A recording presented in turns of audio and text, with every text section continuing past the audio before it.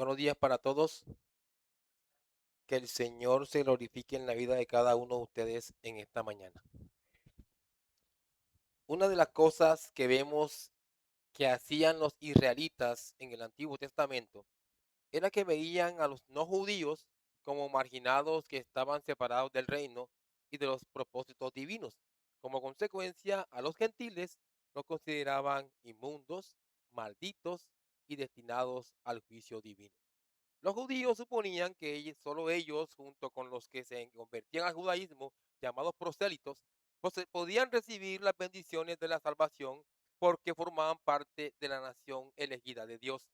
Esa pobre perspectiva reflejaba una mala comprensión del Antiguo Testamento, el cual declaraba a Israel como un reino de sacerdotes según Éxodo capítulo 19, versículo 6, que debía reflejar las bendiciones de la salvación a todas las familias de la tierra. Dios quería que los judíos fueran sus testigos fieles para el mundo, de tal modo que las almas de toda la nación se unieran a ellos para glorificar. Por tanto, el pueblo de Israel estaba llamado a ser luz para las naciones, de modo que por medio de ellos los habitantes de toda la tierra cantarían alabanzas a Dios y le darían gloria. Sumidas en idolatría y moralidad, las naciones del mundo debían saber acerca del único Dios verdadero, sin el cual no podían ser salvos. El Señor siempre, hermano, siempre quiso que el mensaje de salvación se extendiera por todo el mundo, usando originalmente a Israel como el medio para ese fin. Por eso, el Evangelio fue dado primero a los judíos para que a través de ellos se pudiera extender a los gentiles, como vemos en Romanos capítulo 1, versículo 16. Tristemente, el Israel del Antiguo Testamento falló en cumplir con su papel misionero. Quizás ningún personaje bíblico ilustra mejor este fracaso que el profeta Jonás, quien prefirió huir de Dios antes que predicar un mensaje de salvación a los ninivitas, que eran gentiles. En lugar de ver a las naciones vecinas con compasión, los israelitas despreciaron cada vez más a los extranjeros, tratándolos como enemigos y no como un campo misionero. Todo esto cambió con la venida del Mesías. Y donde la nación de Israel falló en ser testigo del mundo, el Mesías triunfaría. Él sería la luz inagotable para las naciones, por lo que el mensaje de la salvación de Dios se extendería por todo el mundo. Por lo que él sería conocido como tanto por los judíos como por el mundo gentil. Y en el pasaje que veremos en esta mañana, se nos da un ejemplo claro de que habrá fe genuina en el mundo más allá de los límites del pueblo judío. Acompáñenme entonces, hermanos, al pasaje que leyó nuestro hermano Marcos capítulo 7, versículos 24 al 30. Evangelio de San Marcos capítulo 7, versículos 24 al 30. Síganme en sus Biblias, así dice la palabra de Dios. Marcos capítulo 7, versículos 24 al 30. Levantándose de allí, se fue a la región de Tiro y de Sidón, y entrando en una casa, no quiso que nadie lo supiese, pero no pudo esconderse. Porque una mujer cuya hija tenía un espíritu inmundo, luego que oyó de él, vino y se postró a sus pies. La mujer era griega y sirofenicia de nación, y le rogaba que echase fuera a su hija al demonio. Pero Jesús le dijo, deja primero que se sacien los hijos, porque no está bien tomar el pan de los hijos y echarlo a los perrillos. Respondió ella y le dijo, sí, señor, pero aún los perrillos debajo de la mesa comen de las migajas de los hijos. Entonces le dijo, por esta palabra ve, el demonio ha salido de tu hija. Y cuando llegó ella a su casa, halló que el demonio había salido y a la hija acostada en la cama. Amén. El título para esta enseñanza, hermanos, es El maravilloso alcance de la fe. El maravilloso alcance de la fe. Vamos a ver tres cosas, hermanos. En primer lugar, veremos saliendo a los gentiles. En segundo lugar, alcanzando a los gentiles. Y en tercer lugar, fe verdadera en gentiles. Saliendo a los gentiles, alcanzando a los gentiles y fe verdadera en los gentiles. Veamos en primer lugar, saliendo a los gentiles. Versículo 24 de Marcos capítulo 7. Levantándose de allí, se fue a la región de Tiro y de Sidón, y entrando en una casa, no quiso que nadie lo supiese, pero no pudo esconderse. Tras más de un año en Galilea, el extenso ministerio del Señor Jesús ya había llegado allí a su fin. Aunque algunos creyeron, muchos desperdiciaron su oportunidad de creer en Él, y aunque vieron sus milagros que evidenciaban que Él era el Mesías de Dios, e incluso escucharon sus palabras, la mayoría del pueblo lo rechazó. Mateo capítulo 11. Dice, versículos 20 al 24. Entonces comenzó a reconvenir a las ciudades en las cuales había hecho muchos de sus milagros, porque no se habían arrepentido, diciendo: ay de ti, Corazín, ay de ti, Bethsaida. Son regiones de Galacia, de Galilea. Porque si en Tiro y en Sidón se hubieran hecho los milagros que han sido hechos en vosotras, tiempo ha que se hubieran arrepentido en silicio y en ceniza. Por tanto os digo que en el día del juicio será más tolerable el castigo para Tiro y para Sidón que para vosotras. Y tú, Capernaum, que eres levantada hasta el cielo, hasta el Hades serás abatida. Porque si en Sodoma se hubieran hecho los milagros que han sido hechos en ti, habrían permanecido hasta el día de hoy. Por tanto, os digo que en el día del juicio será más tolerable el castigo para la tierra de Sodoma que para ti. Cuando el Señor estaba en estas regiones de Galilea, no lo persiguieron, no lo atacaron, simplemente fueron indiferentes a Él, como mucha gente hoy lo es. No se burla del Señor, pero no le importa lo que digan de Él, son indiferentes. Así pasaba en estas regiones. No les importó el mensaje que traía, no les importó quién fuera Él. Por eso la sentencia dura que hay para personas así. También durante su ministerio en Galilea fue rechazado por su pueblo natal mismo, como lo declara Marcos capítulo 6, versículos 1 al 6. Y además, los dirigentes religiosos judíos se habían vuelto cada vez más contradictores y trataban de matarlo. Consciente de la creciente oposición en su contra y sabiendo que ya quedaban pocos meses para la cruz, el Señor salió de Galilea para estar más tiempo preparando a los apóstoles.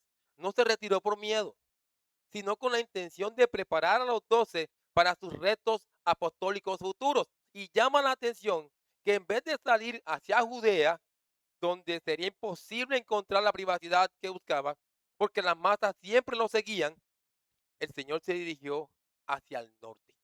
Marco le explica diciendo que él, levantándose de allí, se fue a la región de Tiro y de Sidón. La idea aquí es que el Señor llegó inicialmente a la región de Tiro y luego, según Marcos capítulo 7, versículo 31, después de pasar un tiempo no especificado en esta región, salió y se dirigió al mar de Galilea, que antes llegó, pero antes de ir al mar de Galilea, llegó a Sidón. Estas dos regiones, Tiro y Sidón, pertenecían a la región costera de Fenicia, muy famosa por su comercio, la cual en la actualidad está ubicada al norte del Líbano. Ante el rechazo de su propio pueblo, el Señor Jesús buscó reposo y estadía en un lugar gentil. Ahora, estas dos regiones, Tiro y Sidón, eran de mucho conocimiento para los israelitas, sobre todo teniendo en cuenta la mala influencia que fue para ellos, ya que de esta se desprende toda una historia de idolatría y de abandono de Dios de parte del pueblo judío, particularmente del reino del norte. En Primera de Reyes, en el primer libro de Reyes, capítulo 16, se nos narra que el rey del norte llamado Acab se casó con una mujer llamada Jezabel, la historia la conocemos, la cual era de Sidón, adoradora del dios pagano Baal. Cuando esta idólatra e impía mujer llegó a Israel, promovió la adoración de su dios Baal, lo que significó una desgracia para el pueblo judío, como también se constituyó en una feroz seguidora de los profetas.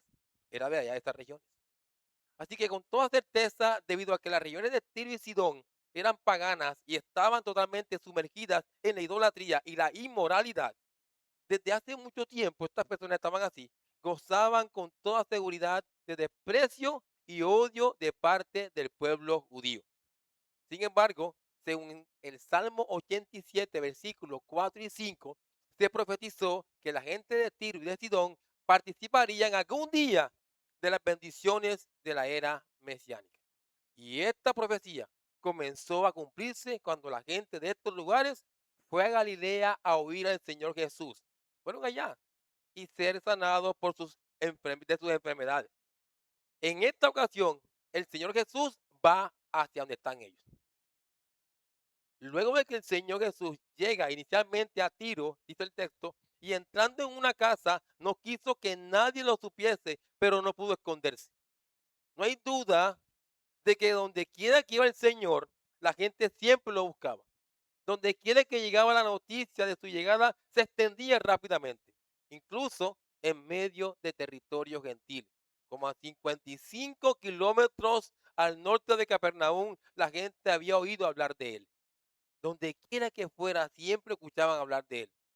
De acuerdo con Marcos capítulo 3, versículo 8, habitantes de los alrededores de Tiro y de Sidón habían estado entre las multitudes que siguieron al Señor durante su ministerio en Galilea. Había gente de Tiro y Sidón siguiéndolo en Galilea durante su ministerio. Y cuando estas personas regresan a sus hogares, llegan con el informe de los asombrosos milagros que habían presenciado. Y como resultado, la noticia sobre él se extendió mucho más allá de las fronteras de Jerusalén. Por eso, que cuando llega a Tiro y a Sidón y entra a una casa buscando privacidad con sus discípulos, no lo va a lograr.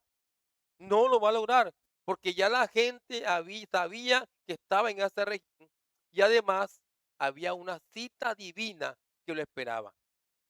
Lo que nos lleva entonces, hermanos, al segundo punto, alcanzando a los gentiles. Sin duda alguna, esta porción del Evangelio de Marcos nos va a mostrar que definitivamente existe fe genuina fuera de los contornos de Israel. E incluso la conducta de la mujer de la que nos narra el texto y nos lo va a mostrar aquí, va a mostrar varias particularidades de la fe genuina. Veremos entonces que la fe se define como la confianza a las promesas de Dios y resalto como la primera particularidad de la fe que pone su confianza en el objeto correcto. Primera particularidad de la fe que nos va a mostrar esta mujer del texto, es que la fe pone su confianza en el objeto correcto. Versículo 25. Porque una mujer cuya hija tenía un espíritu inmundo, luego que oyó de él, vino y se postró a sus pies. A pesar de que esta mujer o las mujeres eran vistas por los judíos como una marginada, y en este caso particular, esta mujer era vista por los judíos como una marginada, y las mujeres eran constantemente discriminadas y consideradas inferiores, si esa mujer pone su confianza en el objeto correcto, alcanzando así aceptación delante de Dios, no importa lo que diga la sociedad. No importa lo que diga la sociedad. Y esto es lo que pasa con esta mujer, la cual al parecer ya había escuchado el Señor Jesús e incluso seguramente había presenciado alguno de sus milagros. Ella tan pronto sabe que está cerca de sus contornos del Señor, va donde Él. Y dice el texto que se postró a sus pies. ¿Están viendo lo que hace la fe genuina? Pone su confianza en el objeto correcto. Se postró a sus pies, dice el texto. En el mundo antiguo no había acción más profunda que postrarse o arrodillarse a los pies de alguien. Era un gesto de humildad, incluso de humillación, con el que se reconocía su autoridad. Y era como cuando tú físicamente expresas y con certeza estás diciendo, tú eres mi Señor. Cuando te postras, tu cuerpo está diciendo, tú eres mi Señor. Es lo que está pasando aquí. Esta mujer al postrarse a los pies del Señor Jesús está reconociendo, aparte de humildad, reverencia y sumisión hacia Él. Y es así como se comienza dando testimonio de la verdadera fe, postrándose ante el Señor Jesucristo. Así empieza la verdadera fe, cuando nos postramos hacia Él, como lo hace esta mujer en estos momentos. Y noten que esta mujer no era judía. Por eso el versículo va a decir que la mujer era griega y además agrega Marcos y Sirofenicia de nación. No era judía.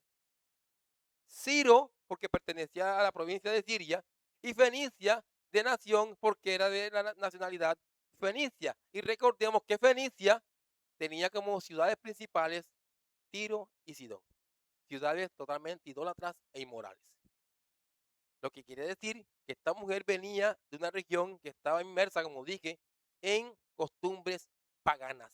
Y sin duda era idólatra, adoradora, inmunda, seguidora de ídolos. Eso era ella. Tiro y Sidón eran centros principales de adoración de Astarte, la diosa de la fertilidad, conocida como Astarot en el Antiguo Testamento. En el pensamiento de los judíos, ningún rabino digno permitiría que semejante mujer o semejante persona gentil permaneciera en su presencia.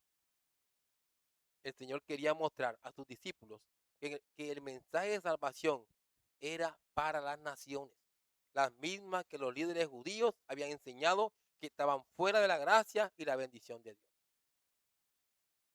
Así que lejos de echar a esta mujer de su presencia, la acoge y escucha la petición que le hace a causa del gran problema que padece, por lo que le rogaba que echase fuera de su hija al demonio.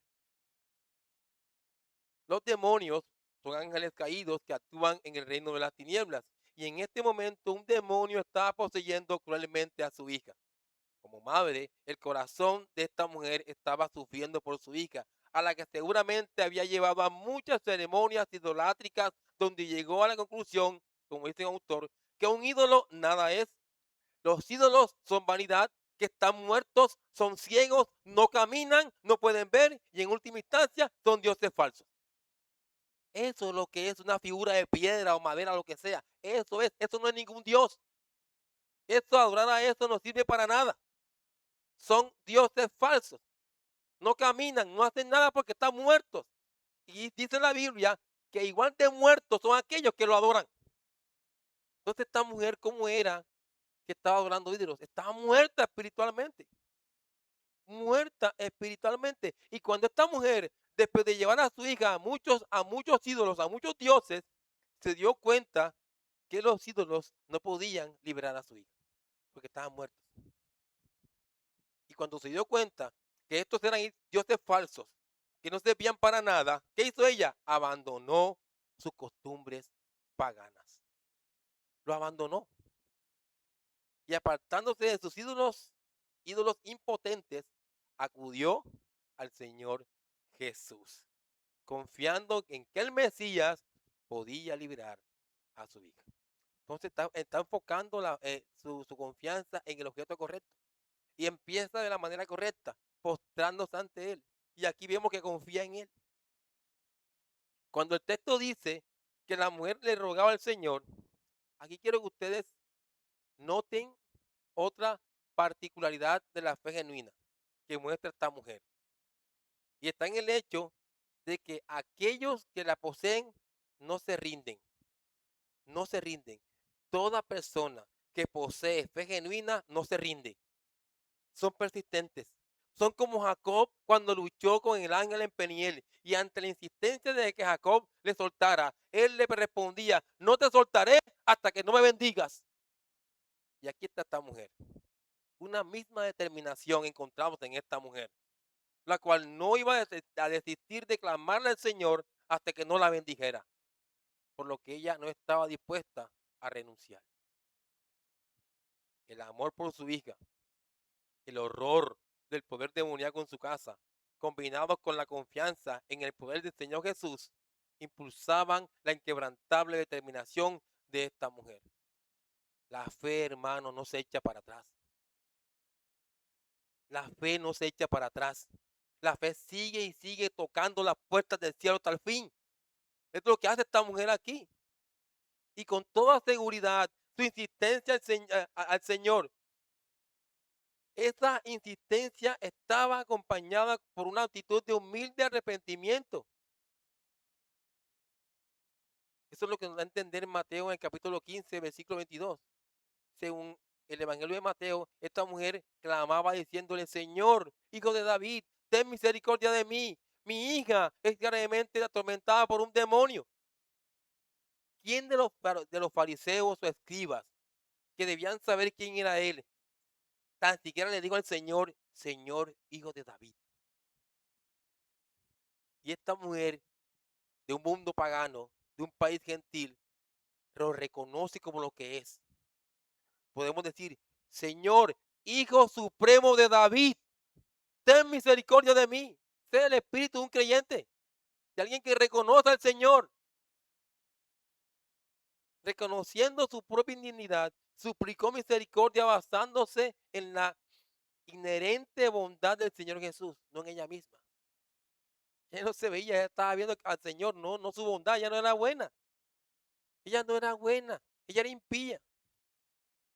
Recuerden lo que dice la Biblia, no hay justo ni aun uno, no hay quien entienda. Ella estaba apelando a la misericordia de Él, no a su bondad propia. Miren, y a pesar de que esta mujer era gentil, lo reconoció como Señor. E insisto, con el título mesiánico de hijo de David. Esto es fe, hermano.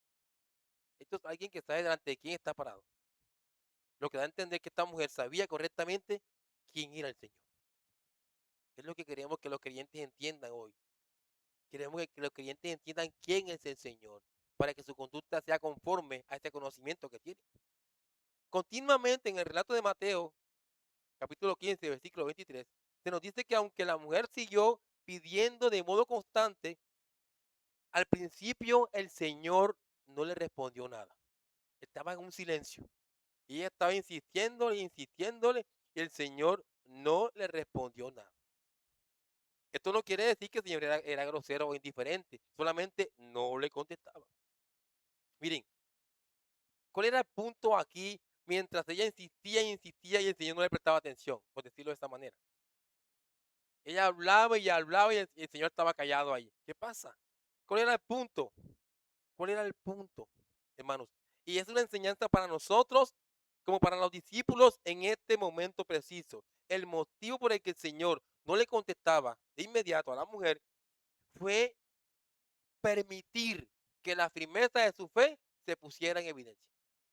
Ella no iba a desistir. Ella iba a seguir. Ese es el Mesías. Yo sigo y sigo y sigo insistiendo en el Mesías. No se rinde. Eso es lo que le está enseñando aquí. Y nos enseña a nosotros, hermanos. La fe no desiste. Sigue y sigue y sigue buscando al Señor. Porque sabe que necesita de Él. Por eso no se rinde, no se echa para atrás. No vuelve atrás. Sigue y sigue. Miren, después de experimentar la fe superficial de muchos en Israel, el Señor, al estar callado y ver la persistencia de esta mujer, encontró verdadera fe en ella. Esta mujer tiene fe. Esta mujer tiene fe. Dice un comentarista, las barreras que él había levantado no tenía la intención de apartarla.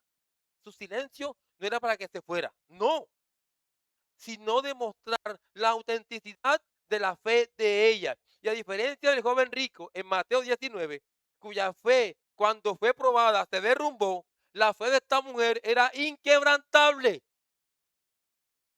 De allí que la respuesta del Señor va a seguir afirmando esa verdad.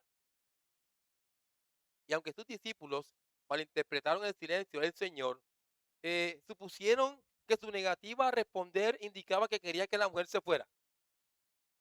Al seguir ella suplicando, aumentó la frustración y la impaciencia de los discípulos, no de ella, de los discípulos. No solo se trataba de una mujer gentil. Esta mujer gentil es fastidiosa, Señor. ¿Y qué le van a decir? Despídela. Qué fastidiosa es. Despídela. ¿Qué tal? La mujer estaba causando molestia y ellos simplemente querían que se callara y se marchara. Sin embargo, el Señor quería enseñarles una valiosa lección a estos apóstoles o discípulos suyos. Versículo 27 de Marcos capítulo 7. Jesús le dijo, deja primero que se saquen los hijos, porque no está bien tomar el pan de los hijos y echarlo a los perrillos. En primer lugar, las palabras del Señor dejaron claro a la mujer que la misión inicial suya era el pueblo judío. Su ministerio era primero Israel. Una comida preparada para los hijos no se les debe dar a los perros. De igual manera, la prioridad del Mesías era predicar la nueva del reino a los hijos de Israel, primero que todo. En segundo lugar, todavía no había llegado el momento de que sus discípulos fueran enviados como testigos al mundo gentil. Aunque el evangelio se predicaría pronto a todas las naciones, esa expansión global estaba esperando la ascensión de Cristo y la llegada del Espíritu Santo. No era momento, por decirlo así, de predicarle a gentiles, porque había un momento particular donde iba a pasar eso. Venía el Espíritu Santo y el evangelio iba a correr hasta lo último en la tierra. Y tercero, la declaración del Señor también probó la fe de la mujer, ya que parecía como si él no quisiera ayudarla porque era gentil.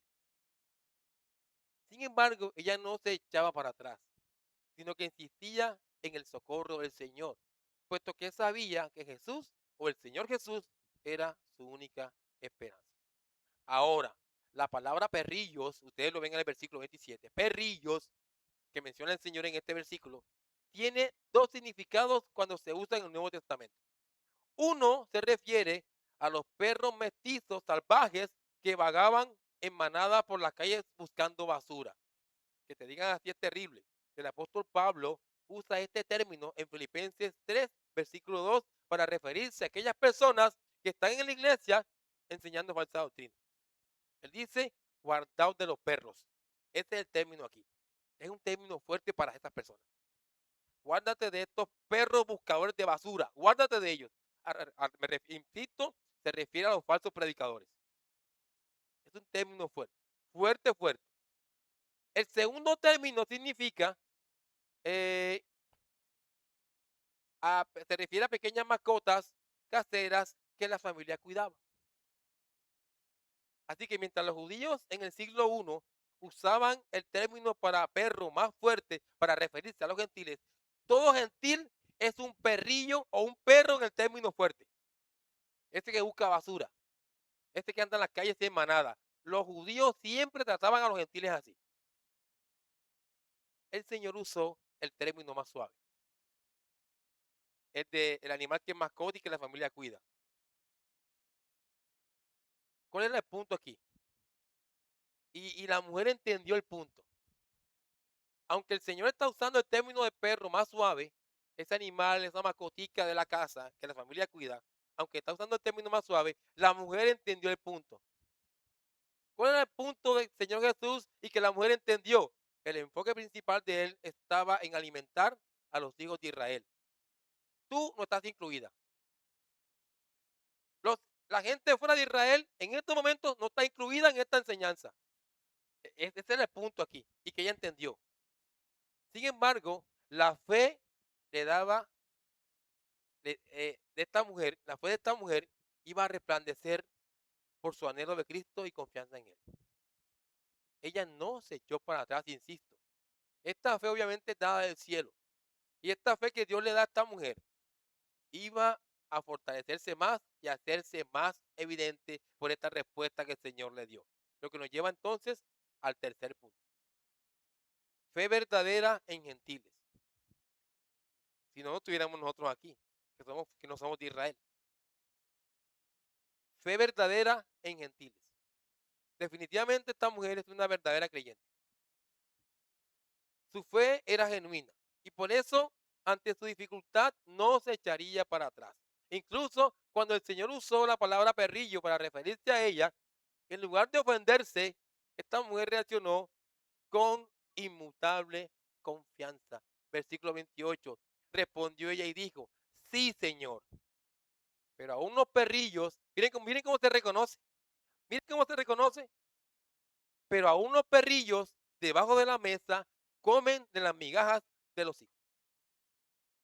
La mujer reconoció su indignidad y su lugar como gentil, mostrando así una actitud de profunda humildad, fe inquebrantable y de reconocimiento de que no merecía lo que el Señor le daba. Ahí estaba esta mujer de fe genuina. Y era tanto su confianza en el Señor que para ella solamente las migajas, hermanos, eh, las migajas, un pedacito, un bocadito de la gracia de Dios era suficiente para ella. Vean la fe de esta mujer, vean esta creyente genuina aquí. Repito, y era tanta la confianza en el Señor que para ella solamente las migajas, un pedacito, un bocadito de la gracia de Dios era suficiente para ella. Y miren lo siguiente. Aunque la mujer entendió que una diminuta fracción del poder del Señor podía curar a su hija, ella entendió eso. Tú eres tan todopoderoso que una pequeña fracción de tu poder puede curar a tu hija. Ella entendió eso. Es por eso que deja claro que se conformaba con las migajas. Ella entendió el punto. Hermanos y personas que hoy nos visitan, entiendan esto. Dios no nos da migajas. Yo quiero que lo entiendan. La mujer se conformó con las migajas porque sabía ante quién estaba. Tú eres todopoderoso y una migaja de tu poder puede sanar a mi hija. Ella entendió eso. Pero debemos entender nosotros los creyentes que Dios no nos da migajas. Él no nos da migajas. Al contrario, cuando somos bendecidos en Cristo, entendemos que la salvación es un regalo inmerecido de incalculable valor. Su maravilloso amor hacia nosotros es tan grande que cuando el apóstol Pablo habla de él en Efesios capítulo 3, versículo 18, y dice, y se refiere al amor como su anchura, su longitud, su profundidad y su altura, vean, está describiendo la vastedad de ese amor, su alcance y perfección. Así que el Señor está acogiendo a esta mujer en su reino, no con migajas, sino con abundante gracia del cielo. Eso debemos entenderlo nosotros. Y su fe hizo evidente esta realidad. Dice William Hendrickson, al hacer referencia a la respuesta de esta mujer. Al referirse a los perrillos, es como si Jesús le ofreciera un dedo a esta mujer, por decirlo así. Ella, en cambio, se tomó la mano entera. Convierte las palabras de aparente reproche, perrillos, en un argumento optimista y así transforma una eminente derrota en una brillante victoria.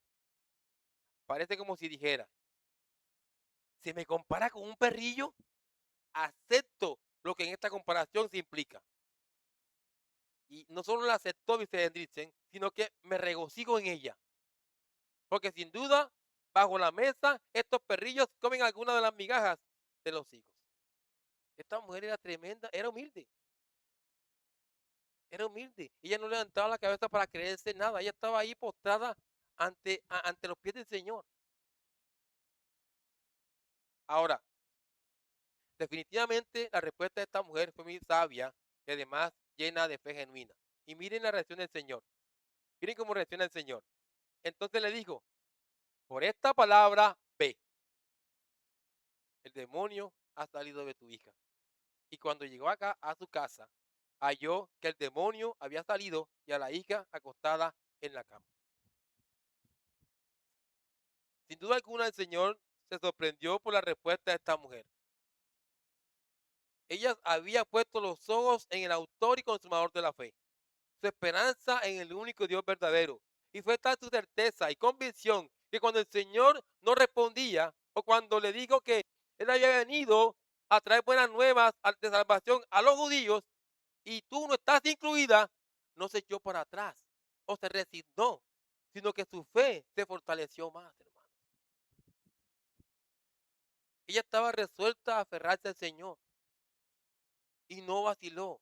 Y en ese sentido su fortaleza se intensificó más, lo que llevó a que el Señor quedara sumamente complacido por la respuesta que le dio. Hermanos y hermanas, la fe genuina que manifestamos complace y honra al Señor. Mateo capítulo 15, versículo 28, haciendo referencia a la reacción del Señor, va a decirle a la mujer, oh mujer, grande es tu fe. ¿Qué tal? Dice John MacArthur, grandeza y magnitud de la fe de esta mujer se evidencia en dos cosas. Primero, nacida y criada en una cultura pagana. No participaba de la herencia privilegiada del pueblo judío.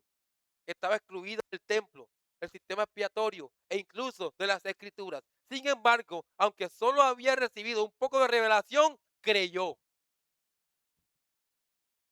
Y segundo, se evidencia en su disposición de volverse de las deidades paganas con las que creció y aceptar por fe a Jesucristo. Ella nos está dando un ejemplo a todos, hermano. Todos debemos entender que debemos buscar es a Jesucristo, solamente a Cristo debemos buscar.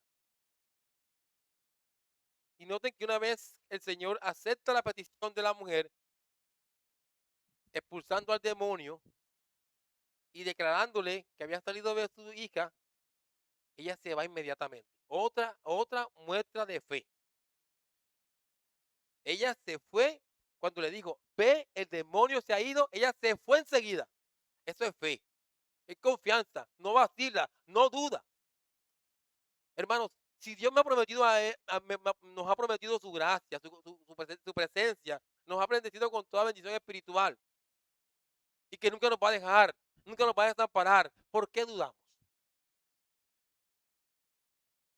¿Por qué preferimos más seguir nuestros pensamientos carnales que la voluntad del Señor? Si Él me habla, hermanos, debo escucharlo para atender su palabra y obedecerle. Es lo que hace esta mujer. Confía en el Señor. Si no hubiese sido por el hecho de haber creído en el Señor Jesús, ella confió en que Él había sanado a su hija. Si no hubiese confiado en eso, ella no se daba para su casa. Ella confiaba en el Señor y creía con toda certeza que Él había curado a su hija. Y su certeza se cumple cuando llega a su casa. Y el demonio ya se había ido y a su hija estaba sana allí. Estaba reposando tranquilamente. Había paz en su semblante y en su corazón, porque todo estaba bien para ella. Y esto se debió a que el demonio fue vencido. ¿Cuánto poder es del Señor? ¿Cuánto poder es del Señor? Así como con el siervo del centurión en Mateo capítulo 8, como también con el hijo del oficial del rey en Juan capítulo 4, donde el Señor no tuvo que estar. ¿Nosotros acaso anhelamos su presencia con nosotros todos los días cuando Él está en nosotros? ¿Qué queremos? Que Él esté presente para poder confiar en Él. Aquí en estos casos el Señor no tuvo que estar. Con su palabra bastó, hermanos. El Señor no tuvo que estar presente para traer liberación. No tuvo que estar presente. Con solo decir la palabra, con solo poderoso Señor decir, sal, déjala, era suficiente para que este ser maligno se fuera huyendo de la niña o de la mujer y no regresar jamás. No necesitamos ver al Señor, hermano, para saber que Él está con nosotros. Por eso la gente que busca ídolos, imágenes, donde satisfacer sus ojos. No, los creyentes creen con los ojos del alma y lo ven y confían que Él está en él, en ellos. Así que este ser maligno, ante la palabra de Cristo, se fue. Y la mujer confió en su palabra. Hermanos, debemos confiar en la palabra de Dios. Debemos confiar en la palabra de Dios, hermanos. Si confiáramos en la palabra de Dios, no fuéramos tan perezosos como fuéramos. Ni tan orgullosos. Si confiáramos más en el Señor, como esta mujer, cumpliríamos como debiera ser con nuestros deberes de creyentes. Y usáramos los dones que Él nos ha dado para fatigarnos sirviéndole. Si confiáramos más en el Señor. Qué alegría debió ser para esta mujer haber encontrado a su hija completamente sana.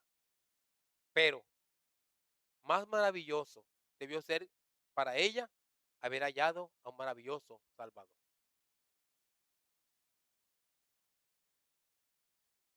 A modo de conclusión, quiero que piensen en dos cosas, creyentes. Piensen en dos cosas. Primero, en cómo era tu condición antes de venir a Cristo. Y segundo, cuánto le costó al Señor Jesús salvarte a ti. Piensa en esas dos cosas para concluir. Yo pienso que cuando pensamos en estas cosas se va toda pereza. Cuando pensamos en estas cosas se va toda pereza. Cuando pensamos cómo era nuestra condición antes de venir a Cristo. ¿Y qué le costó al Señor salvarnos? Si pensamos en eso constantemente, dejaremos de ser perezosos. Inicialmente, tu condición creyente, según la Biblia, era que estabas muerto en delitos y pecados. Estabas ciego, esclavizado al diablo. Todo lo que en ti emanaba, pensamiento, acción, era pecaminoso y ofensivo para Dios. Eras enemigo declarado y esto te acarreaba el peor de todos los castigos, el infierno por toda la eternidad. Así vivías tú creyente y además así vive todo aquel que no cree. Repito, así vivías tú creyente antes de creer, pero así vive todo aquel que no cree. Y en segundo lugar, piensa en lo siguiente también. El Señor Jesús decidió venir a salvarte y para eso tenía que pagar la deuda tuya. Tu deuda era infinita. Tu deuda era infinita. Y Él vino a pagarla. Y esto, hermano, significó un trato horrible de parte de los hombres cuando Él decidió venir a este mundo a salvarnos, a salvarte a ti. Significó para Él un trato horrible de parte de los hombres y una muerte horrenda. Él recibió el castigo que tú merecías, ¿o no? No lo merecías porque tú eras bueno, no, tú merecías el infierno. Tú merecías el peor castigo, creyente, cuando eras impío. Lo merecías. Él lo recibió por ti y te dio la vida que no merecías. No lo merecías, pero te dio la vida que no lo merecías. Te la dio. Te dio la vida, hermano. La vida eterna para ti. ¿Y todo para qué? Para que dejes de vivir en tinieblas y vengas a ser parte de su reino. Gloria a Cristo. Tú ahora eres parte del reino de Cristo, hermano. Por lo que hizo Él por ti. No lo merecías, pero Él te lo dio. Porque te amó.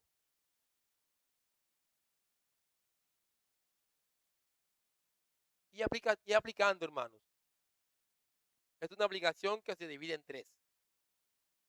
Vamos a aplicación para ustedes, mis hermanos. La historia de la mujer gentil que vimos en esta mañana es un magnífico ejemplo del hecho de que la verdadera fe salvadora renuncia a los ídolos, primero que todo. La verdadera fe salvadora renuncia a los ídolos. Es decir, ahora es Dios tanto el centro como lo más importante de tu vida, como tu vida misma. En estos momentos, como creyente que eres tú.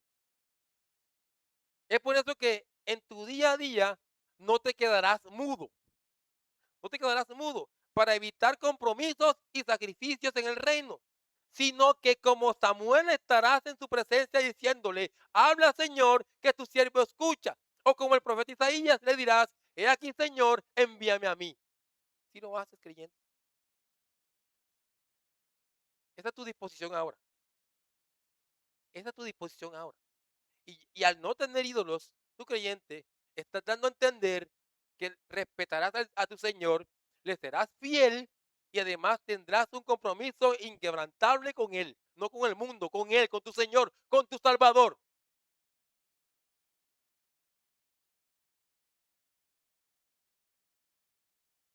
Segundo, la verdadera fe salvadora genuina o la verdadera fe o la fe genuina abandona el orgullo.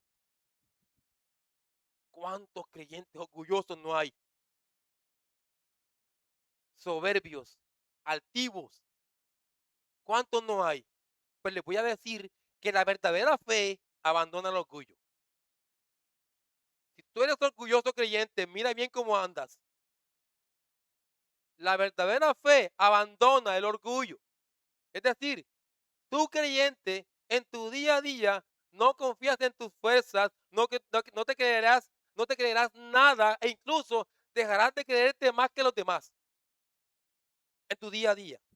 Reconocerás cuán débil e impotente eres y entenderás que alejado de Dios nada puedes hacer. Tú creyente en tu día a día. Creyente, si tú has abandonado el orgullo, tu máximo deleite y que debe causarte gozo y alegría, y además debes buscar intencionalmente es hacer la voluntad de tu Señor, y en este sentido serás humilde. Siendo orgulloso, no busca la voluntad de tu Señor.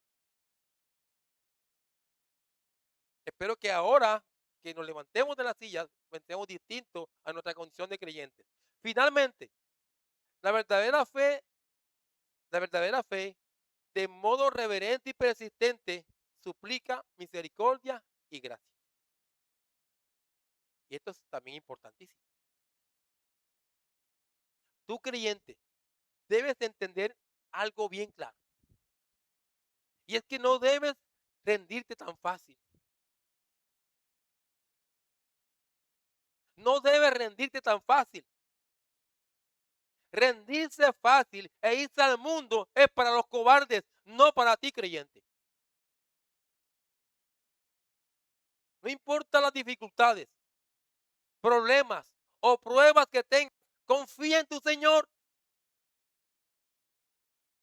Si tú sabes muy bien que aun siendo creyente sigues siendo débil, tú necesitas todos los días de tu Señor. Por eso a diario pides, buscas y llamas esperando, y confiando siempre en tu Señor. Todos los días. Su socorro y su auxilio siempre están. Confía en Él, hermano. Además, además, nunca dejarás de pedirle más gracia a tu Señor. ¿Se acuerdan de aquel himno que cantamos? Es un himno muy bonito, pero significativo. Le pedimos al Señor lluvias de gracia. Miren, esto es importante. Lluvias de gracia, lluvias pedimos, Señor. Mándanos lluvias copiosas, lluvias del Consolador. Miren, nunca como creyente, nunca dejaremos de pedirle gracia a nuestro Señor. Dame más gracias, Señor, para que Cristo sea visto en mí. Dame más gracias, Señor, para que yo pueda cumplir con mis deberes como creyente. Dame más gracias, Señor, para yo amar a mi prójimo como a mí mismo. Dame más gracias, Señor, para yo poder perdonar a los que me ofenden y dejar de ser un resentido. Dame gracias, Señor, para estas cosas. Y en conclusión, la fe genuina se hace notoria, es evidente a través del testimonio que das.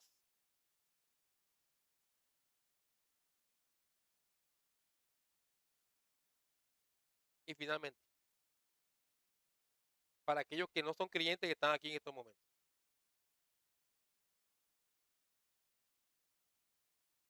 para los no creyentes en estos momentos aquí. No digo para que está vacilante, si estás vacilante o si estás viviendo una vida impía y te hace llamar creyente, también va para ti, porque ese es un corazón impío. Yo me refiero a aquellos que están con un corazón impío en estos momentos.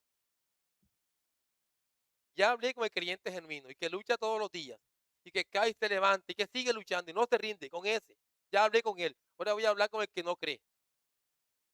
Con aquel que en su corazón está tan duro que no cree. Con él voy a hablar. Ustedes personas no creyentes, y esto con mucho respeto, ustedes personas no creyentes que están en este lugar, ustedes en estos momentos son son como era la mujer sirofenicia antes de conocer al Señor. Ustedes son como ella antes. Ella era una impía, ahora tú eres un impío. Ella era un idólatra, tú ahora eres un idólatra. Porque porque a Dios no adoras y tu endurecimiento de corazón te lleva a que le guardes lealtad a todo menos a Dios. Para ti todo es más importante que Dios. Ella antes vivía sin esperanza, tú ahora no tienes esperanza. Tú te mueres y no sabes por dónde vas. Yo te digo por dónde vas si te mueres sin Cristo en estos momentos para la condenación eterna. Ella antes vivía en tinieblas. Tú ahora vives en tinieblas. Antes tenía un gran problema que era su pecado esa mujer. Tú ahora tienes un gran problema que es tu pecado, el cual te tiene alejado y enemistado con Dios. Y te digo algo, no hay peor condición que es. No hay peor condición que es. Y recuerda que la mujer sirofenicia no tanto se gozó al ver a su hija liberada del demonio, no tanto se gozó en eso, sino que su gran gozo y victoria fue haber conocido al Señor Jesucristo. Y así, y solo así se acabó el gran problema que ella tenía. E igualmente te digo a ti, incrédulo, te digo a ti, si quieres solucionar tu gran problema con Dios, debes venir a los pies del Señor Jesús arrepentido y creyendo. Y así como lo hizo la mujer sirofenicia, así como lo hizo la mujer sirofenicia, lo que cambió su vida para siempre. Ella, para ella las tinieblas se opacaron. Miren, cuando ella creyó en el Señor Jesús, las tinieblas se opacaron y le resplandeció la luz. Que para ti, amigo, que estás sin Cristo en estos momentos, que para ti, amigo, que eres incrédulo en estos momentos, las tinieblas se opaquen y te resplandezca la luz de Jesucristo. Vamos a orar.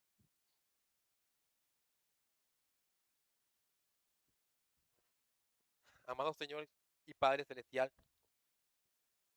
siempre debemos agradecerte por tu gran bondad y amor, Señor. Tú nunca nos has abandonado, nunca nos has dejado. Y para ejemplo de ello, este espacio que estamos viviendo en estos momentos, Señor. Solamente estamos juntos los hermanos en armonía. No solamente cantamos himnos, no solamente escuchamos la palabra, sino que también nos las das escudriñadas, Señor, para aprender y conocerte más. Te ruego para que nuestro corazón se inflame por deseo de ti, Señor. Que los creyentes que están en estos momentos aquí reunidos entiendan lo que implica tener fe genuina. Y tú nos das a nosotros fe genuina, Señor. La fe que nos lleva a confiar en ti y a esperar en ti. Por eso quiero rogarte que nos ayude cada día a ser, Señor, creyentes fieles.